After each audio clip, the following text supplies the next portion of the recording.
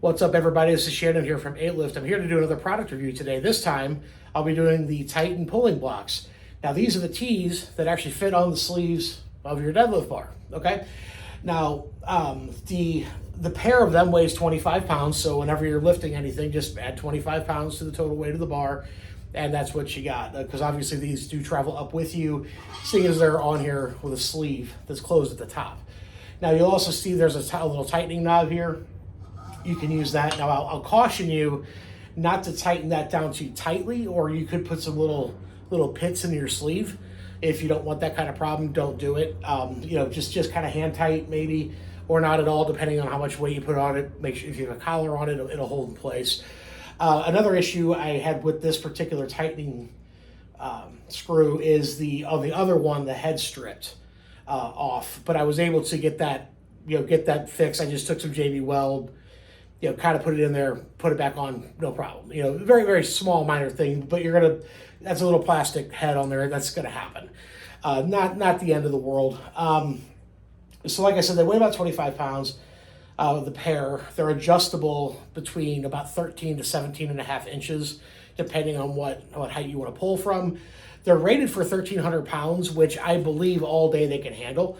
I have no question in my mind that they can handle the weight. My only concern is, especially when they are up to 17 and a half inch like they are right now, there's a lot of sway in the bar as it gets heavier.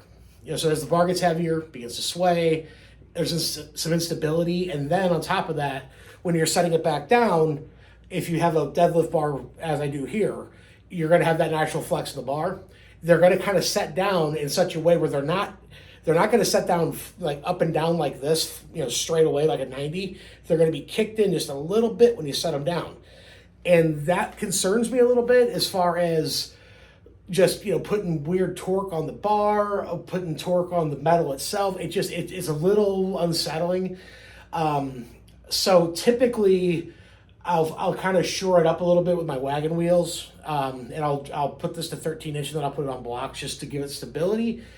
But I like I said, I think it can take the weight, but it's just something I don't feel comfortable playing around with. I don't want to break up all my gear, and you'll have to play with it yourself. Now, it's a small gamble to play with these, so they're usually about $100. You can usually catch them on sale for like 85 to 90.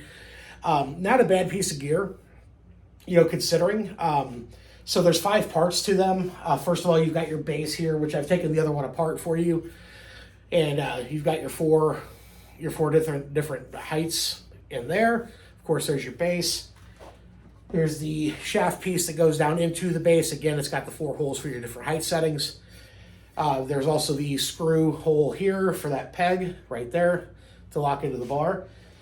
The peg itself, which we just talked about, and then this is the pin that goes into those holes, and that's held in place with a cotter pin in the back side over here, so it doesn't pull out. Now, you're not supposed to drop these at all. And I don't drop them, but on several reps I've done, I've put them down hard, and they've held up. And I've been really surprised with this pin where you see some discoloration. I mean, that's going to happen from just, friction and movement, metal on metal.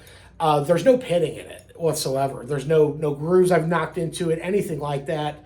No weak points. I'm really surprised. This is a nice hardened piece of metal for that to hold that weight, and so I'm very comfortable with using the equipment. So all in all, good purchase. Like I said, if you're super heavy on your high pulls, they might not be for you unless you just stabilize them. You're also going to run into the problem too, where this does take up 2 inches of your sleeve. So if you have standard iron plates like I do, you're going to start running out of room at about 700 pounds. But if you have calibrated plates, the thinner steel plates, you'll be pretty good. You should be in good shape. So all in all, yeah, I would say I recommend them. You just got to know their limitations. You can't expect crazy things out of them. That's all I got to say. But Titan pulling blocks, definitely a good addition to your gym, no questions asked. And also, want to thank you guys for watching. And please check out our website at 8lift.com. Pick up some merch.